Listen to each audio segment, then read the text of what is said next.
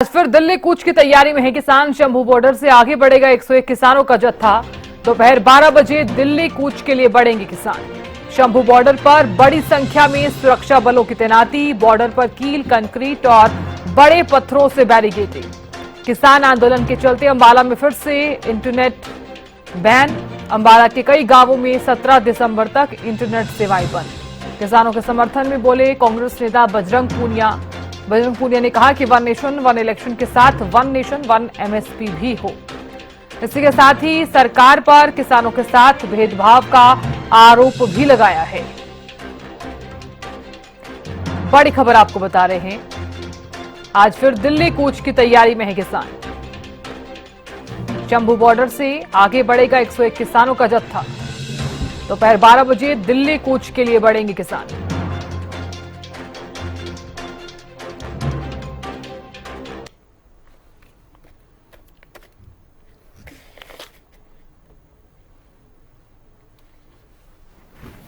और चलिए इस विषय पर बातचीत कर लेते हैं। किसान सेल के कार्यकारी अध्यक्ष बजरंग पूनिया जुड़ गए हैं। बजरंग जी, बहुत स्वागत करूंगी आपका हरियाणा न्यूज पर। बजरंग जी, आपको ऐसा क्यों लगता है कि सरकार किसानों के साथ भेदभाव कर रही है? जिस तरह का आपने बयान दिया है उसे देखते हुए आप किस नजरिए से आप देख रहे हैं, आपका रिएक्शन? सबसे पहले तो मैम धन्यवाद आपका बहुत बहुत। और अगर ये भेदभाव नहीं तो ये क्या है? अगर आप जब 13 महीने किसान भाई या सिंध बॉर्डर पे दिल्ली के चारों तरफ बैठे थे तो सरकार ने वादा किया था उनसे कि भाई हम आपकी मांगों को मानते हैं और उनको पूरा करेंगे, लिखित में दिया था। लेकिन उसके बाद वादे से पीछे कौन हट रहा है? सरकार हट रही है। किसान भाइयों को दोबारा से याद दिलाने के लिए बीच ले आ रहे, उनको दिल्ली नहीं आने दिया जा रहा था। बिल्कुल बजरंग जी, देखिए आप कह रहे हैं कि भेदभाव तो किया ही गया है, लेकिन जिस तरह से आप भी जानते हैं कि 2 बार असफल कोशिश रही है तमाम किसानों की, अब तीसरी कोशिश तमाम किसान करने जा रहे हैं। आज करीब 12 बजे अगर वो दिल्ली कूच करते हैं, करीब 11 महीने अगर इंतजार किया गया है, तो आपको नहीं लगता कि थोड़ा इंतजार और कर लेना चाहिए था? सरकार अगर बातचीत अभी फिलहाल नहीं कर रही है, हो सकता है कि आगे कर ले बातचीत। मैम ये बताइए, पहले 750 किसान हमारे शहीद हुए हैं। अभी भी जब किसान आंदोलन 10 महीने चल रहा है, कई लोग हमारे यहाँ पे भी शहीद हो चुके हैं। कब तक का इम्तिहान ले रही सरकार कि भाई कब तक वो उनकी बात सुनेगी? अभी हमारे किसान नेता जगजीत सिंह डल्लेवाल जी बैठे हैं अमरनाथ पे, आज 19वां दिन उनका। उनकी तबियत दिन पे दिन बिगड़ रही है, कोई सूझबूझ लेने वाला नहीं उनका। हम सरकार इसलिए सुनते हैं कि वो हमारे जो समस्या है उनका समाधान करे, ना कि इसलिए कि वो हमारे ऊपर अत्याचार करे। तो वो उनकी बातें क्यों नहीं सुन रहे कि भाई वो किसके लिए कुर्बानी दे रहे हैं? जगजीत सिंह डल्लेवाल जी वो हमारे किसानों को जो उनका एक मिनिमम प्राइस ही तो मांग रहे हैं ना। बड़े बड़े उद्योगपतियों की बात तब भी सुन लेती है सरकार, में कई लाख करोड़ रुपए माफ कर दिए जाते हैं और वो किसान अपनी 10 फसलों का एक मिनिमम प्राइस मांग रहा है, वो उनको नहीं दिया जाता। तो कब जागेगी सरकार? 13 महीने पहले किसान एक सरकारी आंकड़ा है, सरकार ने सर्वे करवाया है कि 12,000 किसान पर ईयर सुसाइड कर रहे हैं। तो उनका रोकने की जिम्मेवारी किसकी है? सरकार की है या किसी और की है? ठीक है बजरंग जी, हम मानते हैं आप अपनी बात रख रहे हैं, आप अपना पक्ष रख रहे हैं। हम भी पूरी कोशिश करेंगे, हरियाणा न्यूज भी लगातार पूरी कोशिश कर रहा है कि किस तरह से किसानों की जो बात है वो सरकार तक पहुंचाई जा सके। लेकिन बजरंग जी, अब देखिए, क्योंकि जिस तरह से आप भी जानते हैं कि तमाम जो किसान है वो आंदोलन कर रहे हैं, अपनी मांगों पर अड़े हुए हैं, तमाम उनकी मांगे हैं। तीसरी बार इस बार कोशिश की जाएगी।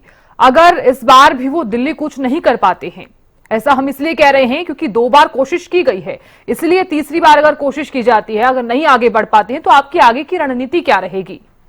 देखो, पहली चीज तो मैं आपके माध्यम से ये बताना चाहता हूँ, एक साइड में सरकार बोल रही है कि हम किसानों को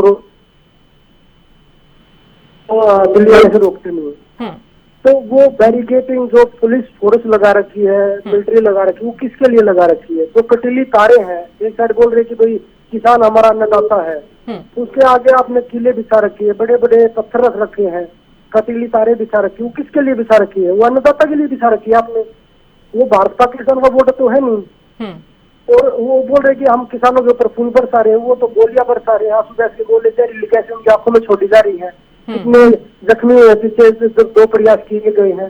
तो दिल्ली जाने का अधिकार सबको है। एक साइड तो उनके मंत्री बोल रहे कि भाई हम नहीं रोक रहे, दूसरे तो मंत्री उनके बोल रहे कि भाई परमिशन दिखाओ, तीसरे मंत्री बोल रहे हम जाने नहीं देंगे। फिर बोल रहे कि ये तो हरियाणा पंजाब का मुद्दा है। ये पंजाब का मुद्दा नहीं है। अभी गाजीपुर बॉर्डर पे भी बैठे हैं कई हजार किसान, भूमि अधिग्रहण को लेकर उनकी जमीनें जबरदस्ती हड़पी जा रही है। महाराष्ट्र में भी आंदोलन चल रहे हैं। तो ये नहीं कि भैया कि पंजाब का मुद्दा। बिल्कुल बजरंग जी, देखिए आपने जिस तरह से अपना पक्ष रखा है, मैं इस चीज को अग्री कर रही हूँ, डिनाई नहीं कर रही इस चीज को, लेकिन बजरंग जी देखिए, क्योंकि 101 किसानों का जो जत्था है वो करीब 12 बजे दिल्ली के लिए रवाना होगा, तो क्या आपकी दिल्ली सरकार से बातचीत हुई है? दिल्ली सरकार की तरफ से कोई रिएक्शन सामने आया है? नहीं, क्योंकि कहा तो ये भी जा रहा था कि क्या दिल्ली सरकार ने परमिशन दी है इन्हें, दिल्ली में अगर ये आ रहे हैं तो कुछ सोच समझ के ही आ रहे होंगे। दिल्ली में अगर दिल्ली में कोई भी आदमी जा रहा है तो परमिशन लेके जा रहे हैं। 101 किसान जा रहे हैं, 89 किसान जा रहे हैं, हाथ में सिर्फ झंडा है किसानी का। तो उसके बावजूद किस चीज की परमिशन? दिल्ली जाके ही तो परमिशन लेंगे ना वहां बैठ के कि भाई हमें परमिशन चाहिए बैठने की।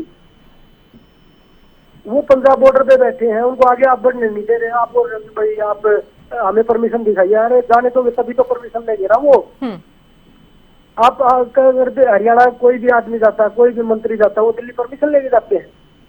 उनके साथ भी तो काफिले जाते हैं, 8-8, 10-10 गाड़ियां जाती है मंत्रियों के साथ, वो परमिशन लेके जाते हैं।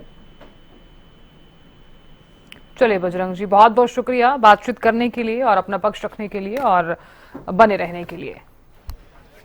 तो देखिए आपने सुना किसान सेल के कार्यकारी अध्यक्ष बजरंग पूनिया को, और सबसे पहले तो वो ये कहते हुए नजर आए हैं कि सरकार पर भेदभाव का जो आरोप है वो यहां लगाया गया है कि किसानों के साथ सरकार जो है वो भेदभाव कर रही है। इसी के साथ ही उनका ये भी कहना है कि क्या दिल्ली जाने के लिए हमें परमिशन लेनी पड़ेगी?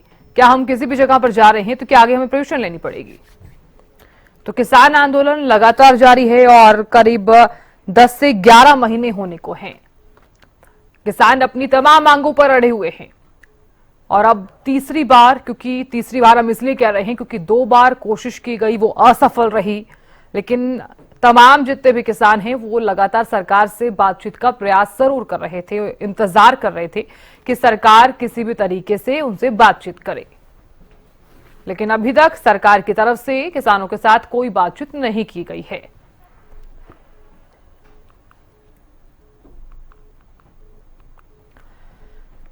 तो अब देखिए, क्योंकि 2.0 में क्या कुछ खास रहा है और कुछ महत्वपूर्ण बातों पर अगर हम नजर डालें, 10 मार्च शुभकरण केस हाई कोर्ट पहुंचा, जांच कमेटी गठित की गई, 16 मार्च किसानों ने पक्का मोर्चा लगा दिया और 1 अप्रैल शुभकरण मौत जो मामला है वो सुप्रीम कोर्ट पहुंचा। हालांकि सुप्रीम कोर्ट की तरफ से रिएक्शन जरूर सामने आया है किसान आंदोलन को लेकर। 17 अप्रैल की अगर बात करें तो गिरफ्तार किसानों की रिहाई की मांग यहां पर किसानों की तरफ से की गई।